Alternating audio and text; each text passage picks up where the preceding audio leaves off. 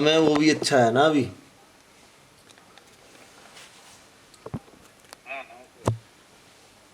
जय भीम साथियों, जय बौद्धाय नमो, जय संविधान। जैसा कि आने वाले समय में अभी आपको पता होगा 16 तारीख को 16 जनवरी 2022 को एक जनसभा होने जा रही है जो कि SC ST OBC के माध्यम से होगी। उसको लेकर के आज हम अपने बीच में आए हुए हमारे मुख्य अतिथि करमचंद भाटिया जी से कुछ सवाल और जवाब पूछेंगे और जनता को वो क्या संदेश देना चाहेंगे उस चीज़ के बारे में हम आगे लिए चलते हैं आपको करमचंद भाटिया जी की तरफ। करमचंद भाटिया जी बताएं आप।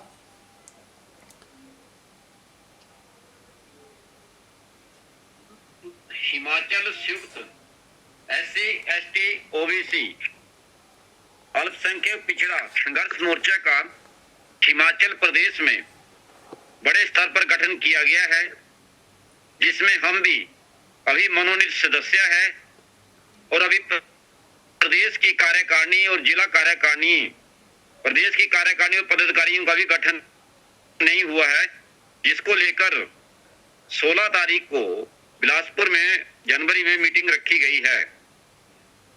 तो जो भी इसमें अब तो मीटिंग में ही तय होगा जब प्रदेश के विभिन्न संगठनों के सभी पदाधिकारी और प्रदेश के SC ST OBC अल्पसंख्यक पिछड़ा समाज के लोग उस बैठक में आएंगे। बैठक में सभी के विचार विमर्श तर्क वितर्क के बाद ही हम इस मामले में बोल सकते हैं कि आगे क्या होगा। लेकिन इस मोर्चे के गठन का उद्देश्य क्या है और क्या नहीं है ये भी हम स्पष्ट कर देना चाहते हैं। बाकी तो अभी बैठक के बाद ही तय होगा क्या है, लेकिन जो मेरी व्यक्तिगत राय है और मेरा व्यक्तिगत विचार है और जो मेरी व्यक्तिगत शैली है, मोर्चे का गठन SC ST OBC अल्पसंख्यक समाज को सत्ता में लाने का होना चाहिए। हमें कांग्रेस और भाजपा या अन्य किसी ऐसी आरक्षित वर्ग विरोधी पार्टी या बाबा साहब भीमराव विरोधी पार्टी, मान्यवर कांसी राम जी के विचारोधार के विरुद्ध पार्टी को हमें समर्थन नहीं करना चाहिए। और जहां तक मेरा पर्सनल उद्देश्य है, मैं हिमाचल प्रदेश में अनुसूचित जाति जनजाति OBC पिछड़ा अल्पसंख्यक समाज वर्ग की 2000 में हैं अम्बेडकर बने, किसी के पास सरकारों के पास भीख मांगने वाले नहीं। मेरा तो ये उद्देश्य है।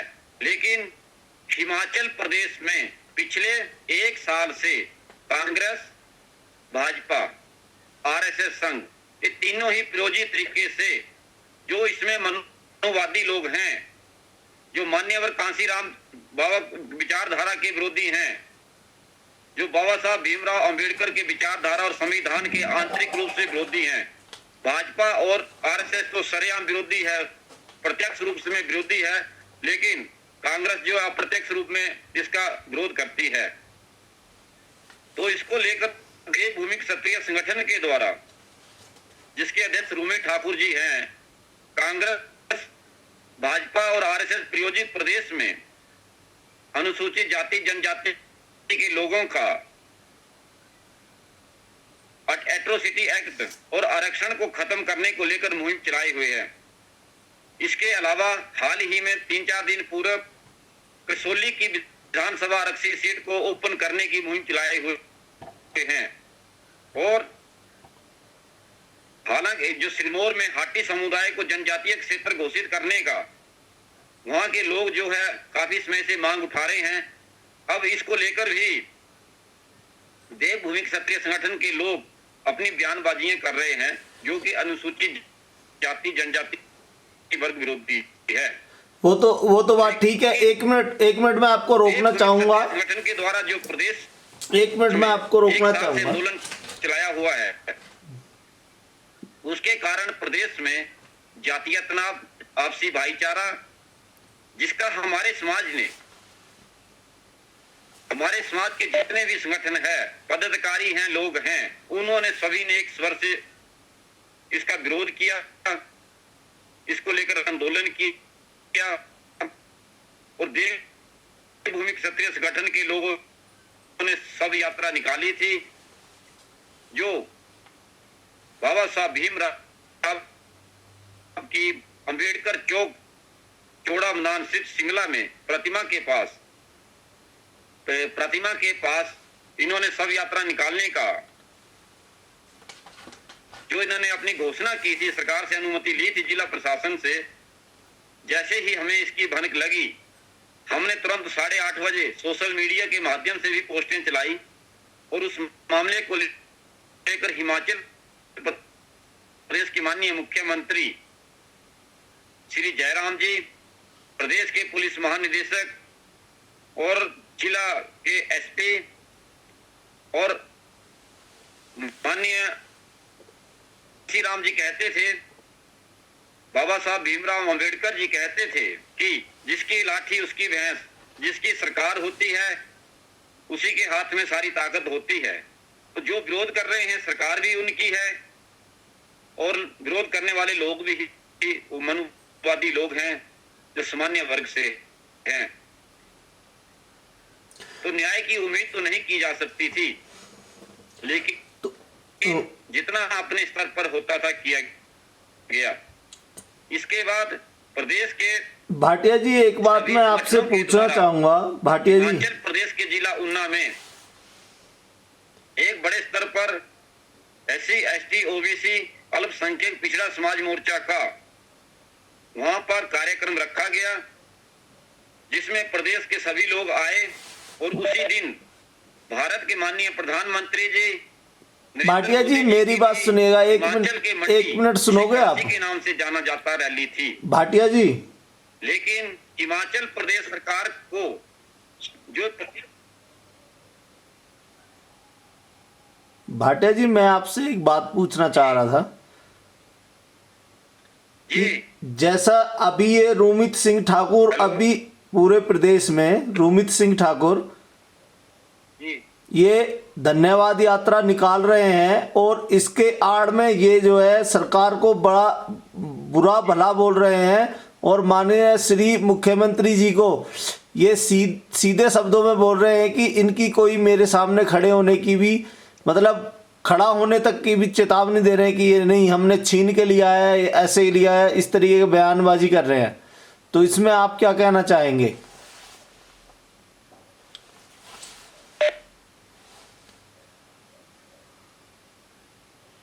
ये तो ऐसा है कि ये तो सरकार, प्रदेश की माननीय मुख्यमंत्री जयराम सरकार की और प्रदेश के पुलिस महानिदेशक संजय कुंडू की व्यवस्था की पूरी तरह नाकामी है, विफलता है। लेकिन ये धमकियां इसलिए दे रहे हैं कि इस संगठन को, जहां तक जो हमें पूर्ण जानकारी है, वो RSS चलाई हुई है, इसलिए सरकार और प्रशासन ने देवभूमि क्षत्रिय संगठन को पूरी तरह छूट दे रखी है। और माननीय मुख्यमंत्री जी जैसे सभी बोलते हैं कि डबल इंजन की सरकार है, अगर मुख्यमंत्री जी भी अपने स्तर पर कुछ नहीं कर सकते, जहां तक मेरी संभावना है और मुझे उम्मीद है, क्योंकि वो एक कठपुतली प्रदेश के पहले प्रथम CM आज तक हैं, इसलिए वो जो धमकियां दे रहे हैं, अगर सरकार करना चाहे, सरकार और प्रशासन करना चाहे तो सरकार से लड़ा नहीं जा सकता है। चाहे कोई भी व्यक्ति हो, लड़ा नहीं जा सकता है। अगर बंदा गलत कर रहा है, गलत तरीके की बयानबाजियां दे रहा है, इसे प्रदेश में कानून व्यवस्था की मजाक उड़ रहा है, सरकार और व्यवस्था का मजाक उड़ रहा है। और रोमित सिंह ठाकुर सोच रहा है कि ना जाने में प्रदेश का या इनका संगठन हम कितने की बड़े हो गए, लेकिन इसको ज्ञान नहीं है। अगर प्रशासन और सरकार सुधारने पर आ जाए तो एक सेकंड का भी काम नहीं है। तो ये सरकार और प्रशासन की नाकामी भी है और इसके पीछे उनकी जो इसको रोमित ठाकुर का पालन पोषण और संरक्षण भी दिया जा रहा है। अच्छा जी, तो जैसे अभी ये माननीय, जैसे ही अभी आपने सुना होगा कि मुख्यमंत्री जी को इन्होंने बोला है कि चन्नी, ये पंजाब के CM चन्नी बोल के कर रहे थे कि चन्नी की तारीफ करते हैं हम तो, और अपने मुख्यमंत्री हिमाचल प्रदेश के मुख्यमंत्री और 68 विधायकों को ये मतलब 2 टूक शब्दों में बोलते हैं, उल्टा सीधा और बुरा और भला। तो इसके बारे में क्या बोलना चाहेंगे आप, क्योंकि ये तो मतलब कहीं ना कहीं सरकार मिली हुई है, SC ST एट्रोसिटी एक्ट तो इन्होंने खत्म करने के लिए करी थी, पर ये नाकाम रहे और नाकामी इनकी बहुत बड़ी थी उसमें।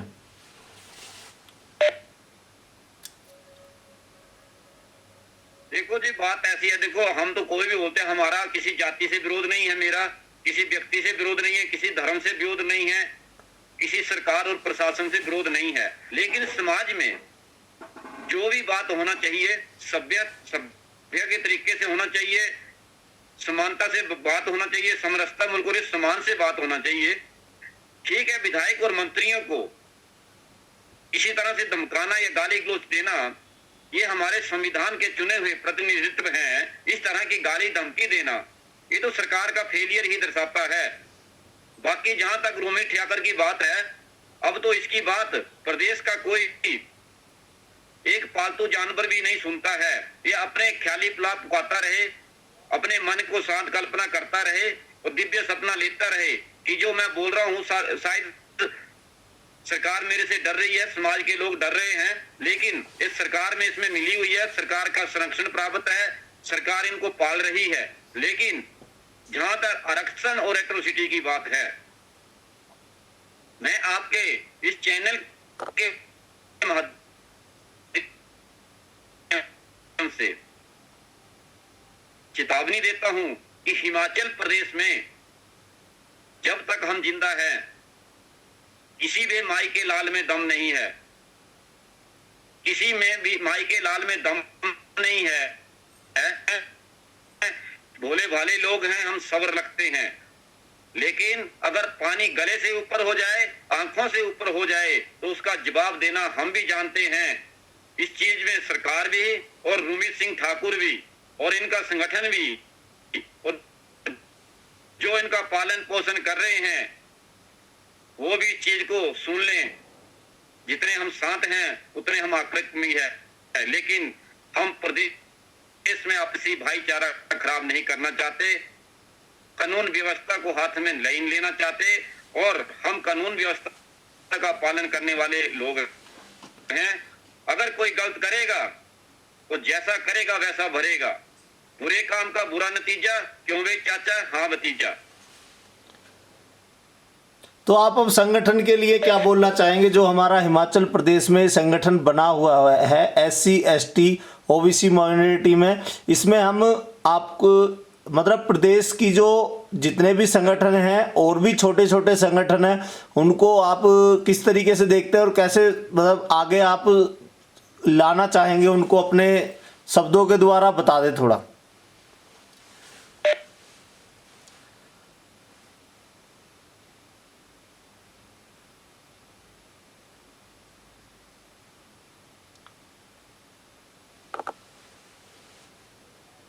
देखो, मेरा तो स्पष्ट नीति है, सही दिशा है, स्पष्ट नीति है, कड़क नीति है, कड़क आवाज है। हिमाचल प्रदेश में जितने भी हमारे धार्मिक है, सामाजिक है, राजनीतिक है, क्षेत्रीय है, इस वक्त अब समय की मांग है कि बाबा साहब भीमराव अंबेडकर जी और माननीय कांसी राम जी के सपनों को पूरा करते हुए और उनकी विचारधारा पद चिन्हों पर चलते हुए अब सभी को एक मंच पर दलगत राजनीति से ऊपर उठकर आना चाहिए और कांग्रेस और भाजपा RSS की गुलामी पूरी तरह छोड़ देनी चाहिए और कांग्रेस और भाजपा प्रायोजित आंदोलन चाहे तो जा सकते हैं, समाज को तो गुमराह किया जा सकता है, लेकिन हम सत्ता हासिल नहीं कर सकते हैं। इसलिए मैं कांग्रेस और भाजपा RSS प्रायोजित आंदोलनों का पूरा कड़ा विरोध करता हूं। जो समाज का हितैषी है, जो भी संगठन है, जो भी कांग्रेस और भाजपा में हमारे पदाधिकारी हैं, पूर्व हैं, वर्तमान है, विधायक है, मंत्री हैं, सांसद है, सभी को अब 2022 में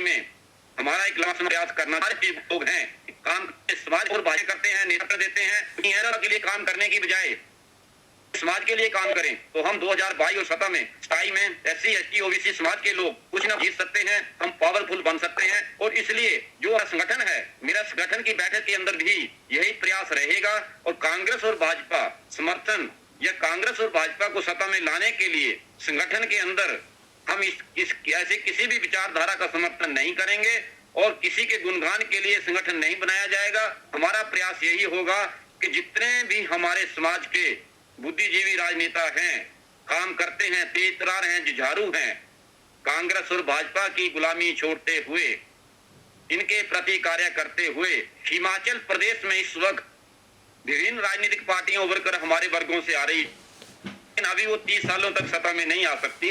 तो हिमाचल में एक राष्ट्रीय स्तर की बहुत समय से बहुजन समाज पार्टी जो माननीय कांसी राम जी के द्वारा नामकरण किया गया है, एक बार उसे सत्ता में लाने का प्रयास किया जाए और हमारा समाज सभी मतभेद भुलाते हुए बहुजन समाज पार्टी से लाख गिले हैं, उसके माध्यम से राष्ट्रीय पार्टी के माध्यम से हिमाचल में सत्ता में आए, सीटें जीते 2022 और 27 में।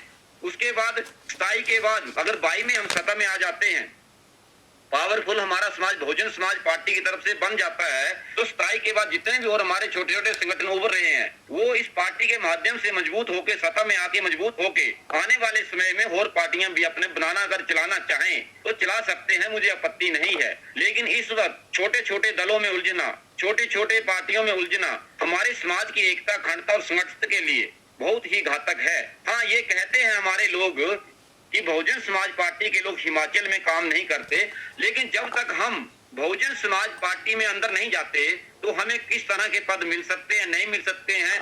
बाहर से बोलना तो अच्छा है, लेकिन अगर बहुजन समाज पार्टी के अंदर वो बेझिझक होकर जाएं, उसके लिए कार्य करें और उनकी खुद जिम्मेदारी बनती है कि मान्यवर कांसी राम के नामकरण की पार्टी है, उसके अंदर जाए कार्य करें। ये सही है कि सत्ता में आना है तो हमें सभी धर्म वर्ग के लोगों को, सभी जाति वर्ग के लोगों को साथ लेकर चलना चाहिए। ये ठीक है, सामान्य वर्ग के लोग जो हैं उनके साथ हमारा 5000 सालों से विरोधाभास जातीय चल रहा है, हमारा शोषण और उत्पीड़न हो रहा है, लेकिन हमें फिर भी अपना भाईचारा कायम करते हुए सभी धर्मों को लेकर साथ चलना चाहिए। सामान्य वर्गों से हमारी नीतियों की और विचारधारा की लड़ाई है, व्यक्तिगत कोई लड़ाई, हमारा झगड़ा नहीं है। तो मेरा यही मतलब है कि बहुजन समाज पार्टी के माध्यम से सत्ता में आने का 2022 में सभी SC ST OBC अल्पसंख्यक पिछड़ा समाज के लोग कार्य करें और उसमें कार्य करने सत्ता में आए, सत्ता का स्वाद तो चखें।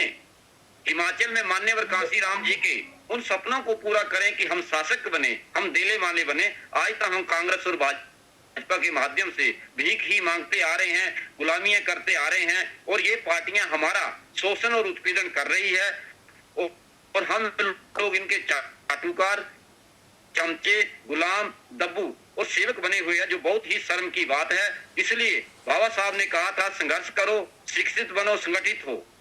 संघर्ष तो हम कर, संघर्ष हमारा व्यर्थ है नहीं, क्योंकि हम विभिन्न पार्टियों में बटकर अपनी राजनीतिक रोटियां सेक रहे हैं, नेतागिरी कर रहे हैं, उससे समाज नहीं आ सकता। शिक्षित तो हुए हैं, लेकिन शिक्षित होने के बावजूद हम, बाबा साहब भीमराव अम्बेडकर जी के विचार थे कि मेरा समाज शिक्षित होगा तो निचले तबके के जो हमारे समाज के लोग हैं, शिक्षित लोग, उनके लिए कार्य करेंगे।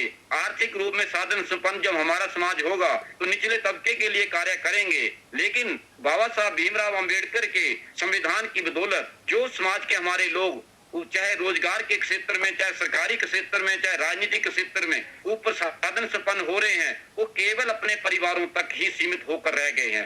हमारे जैसे जो लोग उनके हिस्से की लड़ाई लड़ रहे हैं वो फिर भी हमारे साथ खड़े नहीं होते हैं। ये बड़े ही शर्म और दुर्भाग्य की बात है कि हमारी मानसिकता, शिक्षित होकर भी हम गुलाम हो जाएं, बड़ी चिंता की बात है। शिक्षित होकर भी हम कांग्रेस और भाजपा और RSS की गुलामी करें, उनके तलवे चाटे, ये भी बहुत शर्म की बात है। तो हमारा ऐसा शिक्षित होने का क्या फायदा है। लेकिन फिर भी मोर्चे के माध्यम से मेरा ये प्रयास रहेगा कि हम सत्ता में आने का प्रयास करें। ये वैसे तो गैर राजनीतिक मोर्चा है, लेकिन सभी विभिन्न पार्टियों से जुड़े होते हैं, लेकिन फिर भी मेरा ये विचार है कि बहुजन समाज पार्टी के माध्यम से बहुजन समाज पार्टी को समर्थन और सहयोग एक बार करके, एक बार की बात बोल रहा हूं मैं, ज्यादा नहीं, 2022 में बसपा को सहयोग, ईमानदारी, नेक नीयत, तन मन धन से करके बसपा के माध्यम से सत्ता में आए, सत्ता में हिस्सेदार बने और उसके बाद अपने समाज का भी कल्याण करें। लेकिन कांग्रेस और भाजपा में रह के हम कभी अपने समाज का कल्याण नहीं कर सकते। ये ठीक है, बिजली, पानी, सड़कें करवा ली,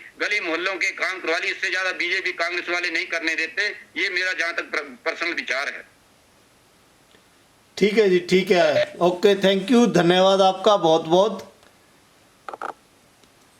जय भारत, जय भीम। जय भारत, जय भीम।